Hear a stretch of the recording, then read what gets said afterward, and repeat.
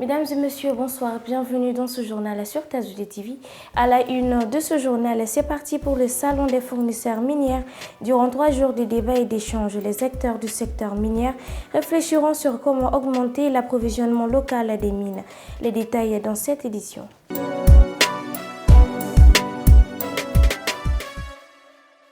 Mesdames et messieurs, bonsoir. Comme annoncé dans les titres, le salon des fournisseurs miniers SAFOMI est ouvert ce matin au Centre international de conférence de Bamako. Le thème de cette édition qui se tient du 28 au 30 novembre est d'augmenter l'approvisionnement local des mines. Reportage Aminata Koumari et Moussa Samake.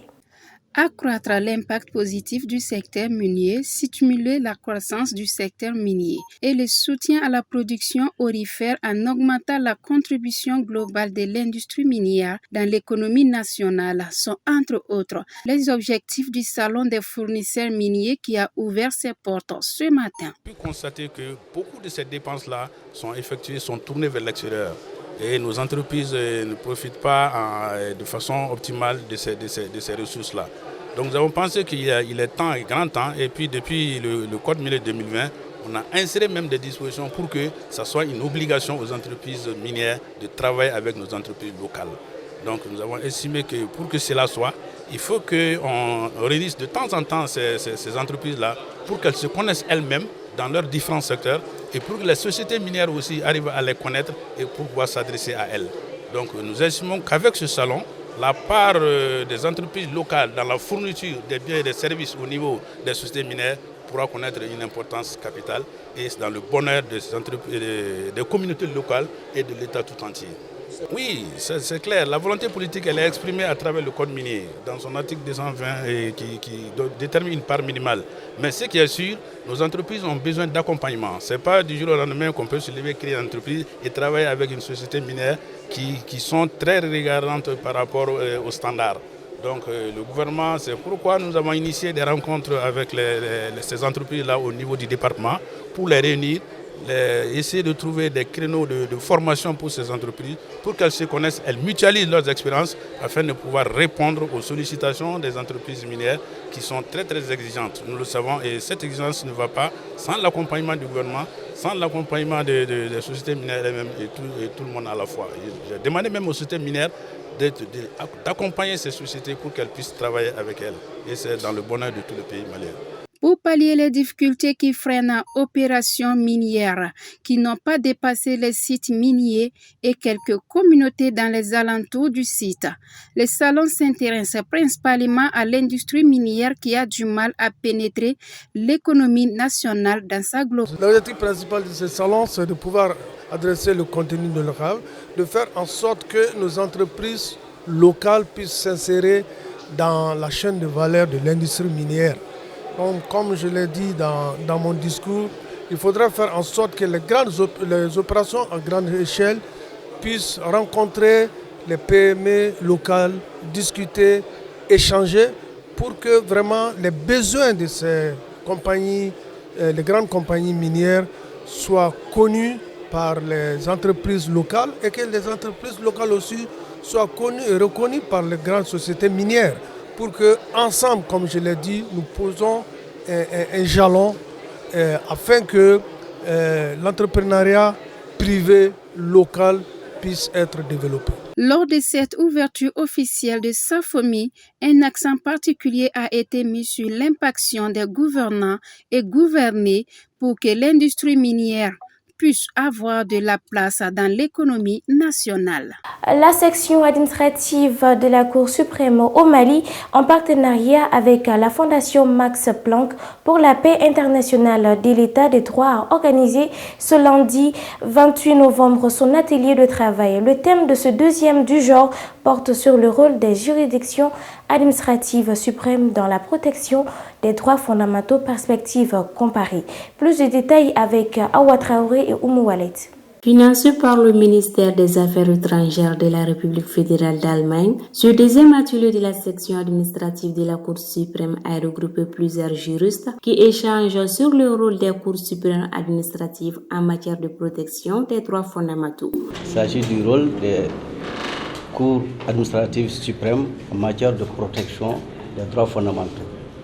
Donc le rôle, c'est d'une grande importance pour nous, membres de la Cour suprême, spécifiquement de la section administrative, parce qu'il s'agit d'échanger sur les possibilités et les garanties qui sont offertes aux citoyens par rapport à la protection des droits fondamentaux qu'assure la section administrative de la Cour suprême.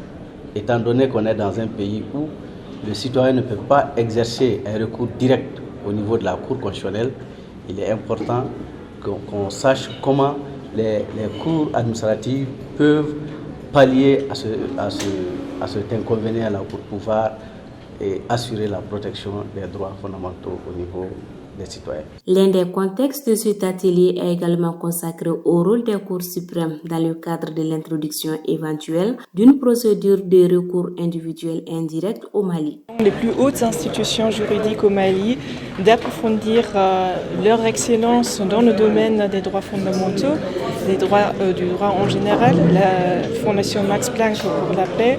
On a beaucoup d'expertise, est très à l'écoute des demandes des institutions juridiques et essaie d'apporter une plus-value qui va à la fin bénéficier les Maliens et les Maliennes qui ont recours à ces institutions. J'espère qu'il y aura des échanges engagés, qu'il y aura des questions, que chacun puisse contribuer avec sa propre expertise, et donc que ce soit vivant.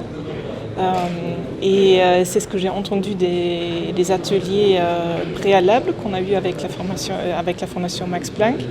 Et les retours qu'on a eus jusqu'ici étaient très positifs. Cet atelier durera 2 jours d'échange à l'issue desquels des recommandations seront faites en vue de renforcer la protection juridictionnelle des droits fondamentaux.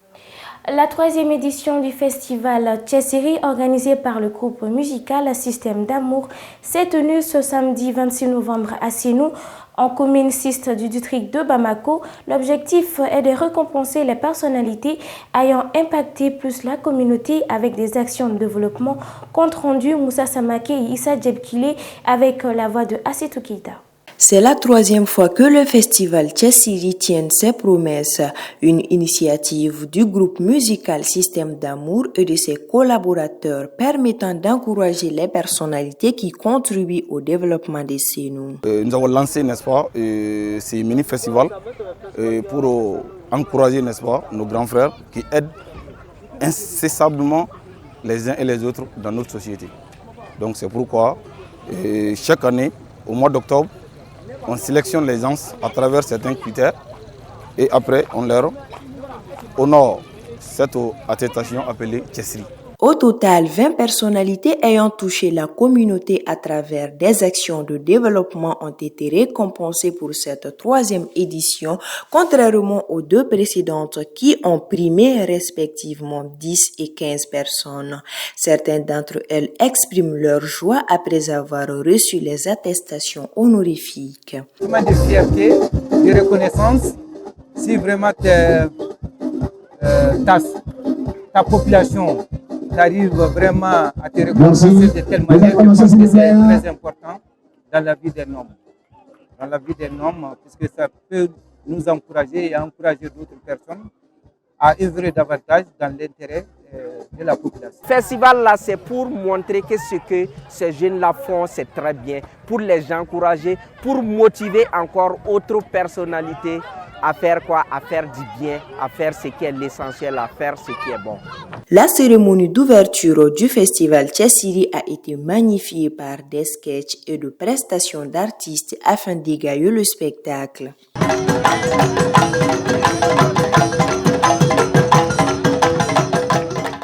À présent, place à l'actualité internationale qui nous amène en Guinée équatoriale avec la réélection de Théodora Obiang Nguema Mbassoko aux élections présidentielles au Sao Tomé et Principe avec la mort de 4 personnes lors d'une tentative de coup d'État déjouée et en Ukraine avec la limitation d'accès au courant et au chauffage qui provoque les températures glaciales.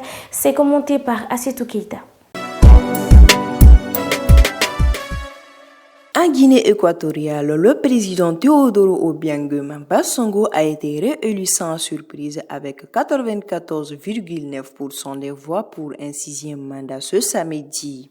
Avec plus de 43 années, il détient le record mondial de longévité au pouvoir pour un chef d'État encore vivant.